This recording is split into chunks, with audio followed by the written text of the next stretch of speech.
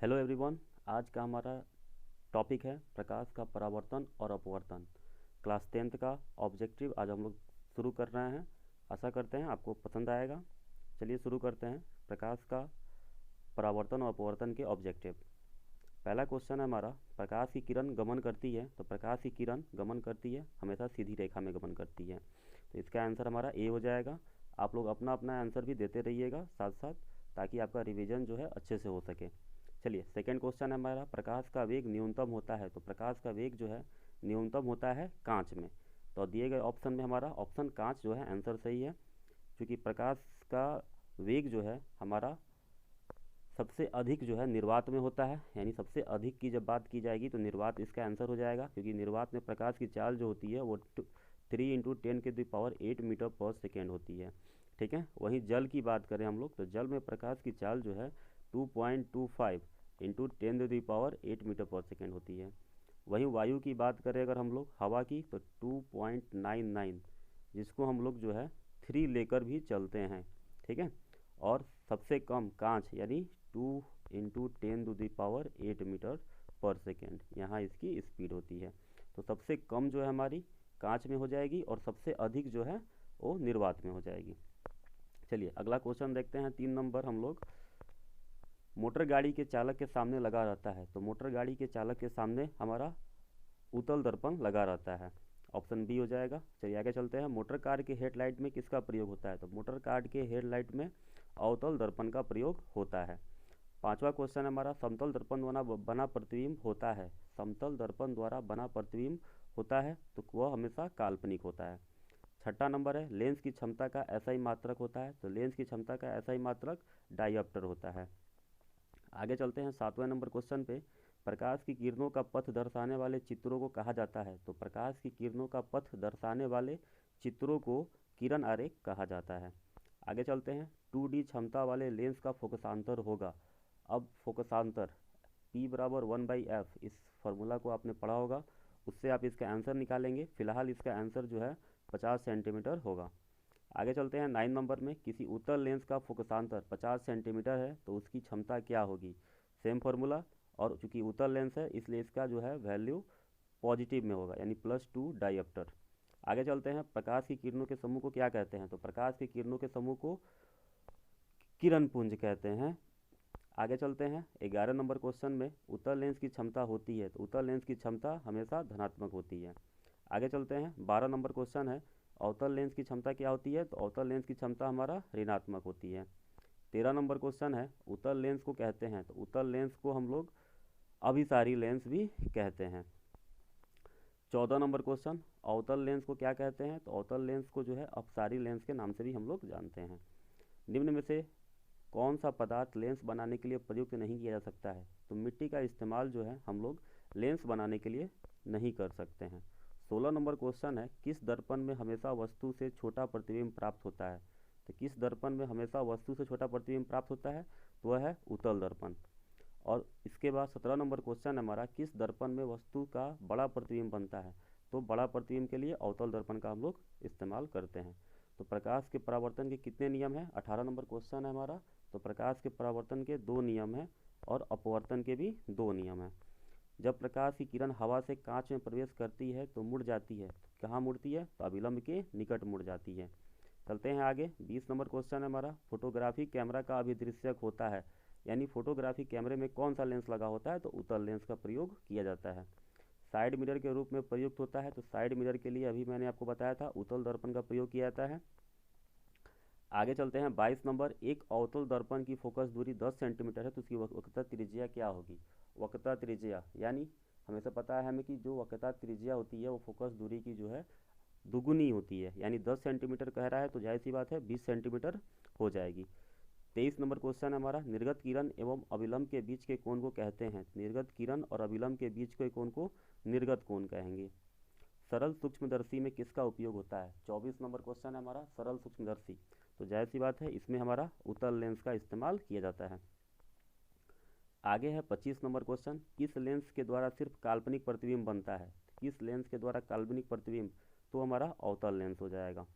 छठा है, परावर्तन के नियम से निर्धारित होता है, तो परावर्तन के नियम से निर्धारित होता है कि आपतन कोण बराबर परावर्तन कोण, यानी ऑप्शन ए सही है।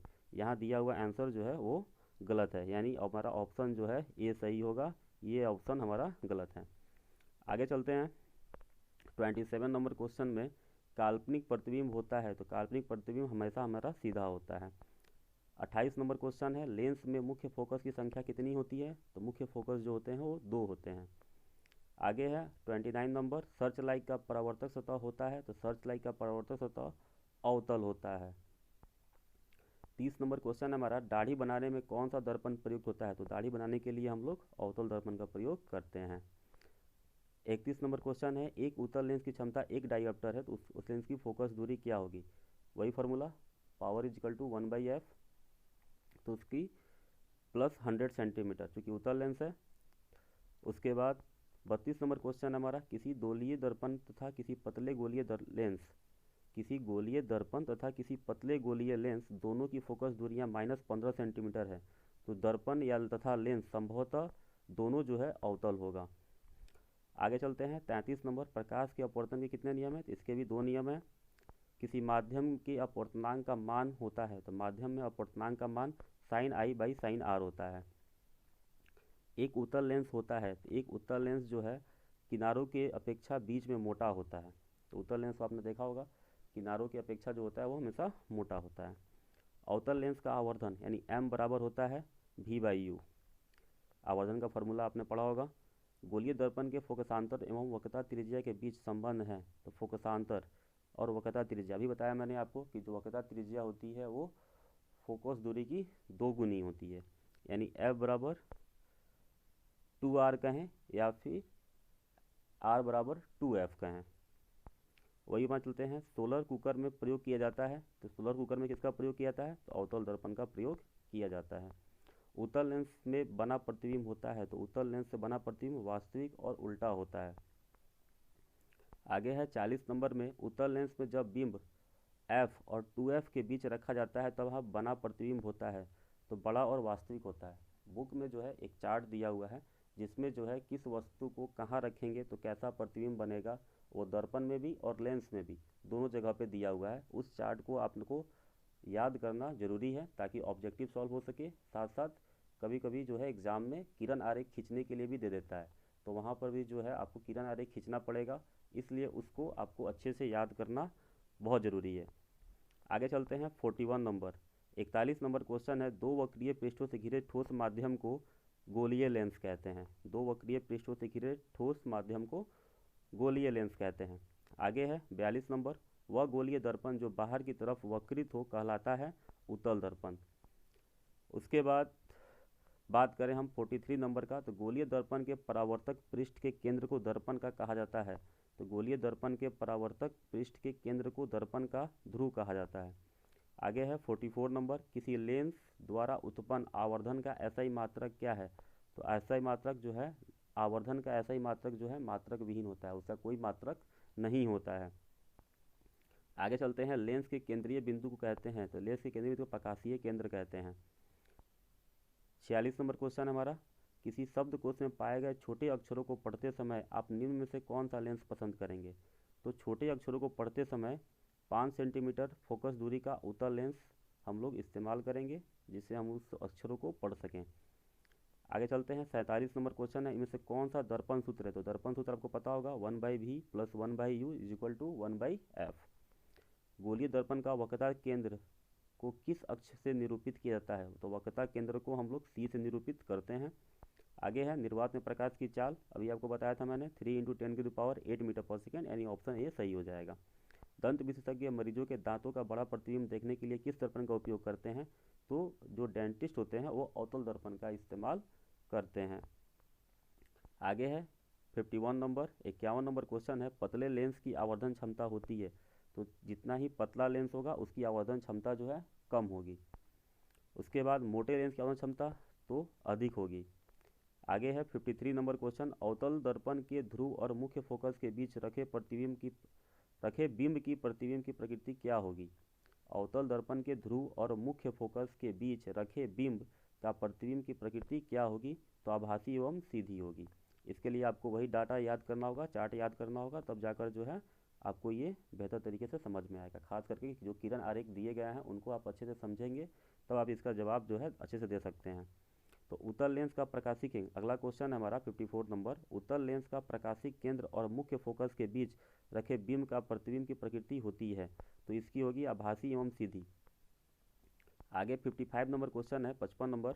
अवतल दर्पण के मुख्य फोकस पर रखे बीम का प्रतिबिंब की स्थिति क्या होगी, तो अनंत पर, प्रतिबिंब जो है अनंत पर बनेगा। आगे है 56 नंबर। उत्तल लेंस के मुख्य फोकस पर रखे प्रतिबिंब की स्थिति तो अनंत पर होगी। आगे है 57 नंबर। अवतल लेंस के मुख्य फोकस पर रखे प्रतिबिंब का स्थिति क्या होगी, तो अवतल लेंस के मुख्य फोकस पर रखे बिंब का प्रतिबिंब की स्थिति प्रकाशीय केंद्र और फोकस के बीच होगी। आगे है 58 नंबर। अवतल लेंस के सामने अनंत पर रखे बिंब का प्रतिबिंब की स्थिति क्या होगी, तो फोकस पर होगी। आगे है 59 नंबर क्वेश्चन। अवतल दर्पण के सामने अनंत पर रखे बिंब की प्रतिबिंब की स्थिति क्या होगी, तो वह फोकस पे होगी। जाहिर सी बात है कि जब तक वो चार्ट आपको याद नहीं होगा, किरण आरेख खींचना नहीं आएगा, तब तक जो है आप इसका आंसर जो है आप नहीं दे सकते हैं। इसलिए उस किरण आरेख को समझना बहुत ज़रूरी है। आगे चलते हैं 60 नंबर क्वेश्चन पे। लेंस के प्रकाशीय केंद्र से गुजरने वाली प्रकाश की किरणें अपवर्तन के पश्चात जो है 7 रंगों में विभक्त हो जाती हैं। तो लेंस के प्रकाशीय केंद्र से गुजरने वाली प्रकाश की किरण अपवर्तन के पश्चात 7 रंगों में विभक्त हो जाती है। तो रंग आपको पता होंगे कि कौन कौन से रंग होते हैं, तो VI BGYOR विबग्योर, इससे आप याद कर सकते हैं। V से वायलेट, I से इंडिगो, B से ब्लू, G से ग्रीन, Y से येलो, O से ऑरेंज एंड R से रेड।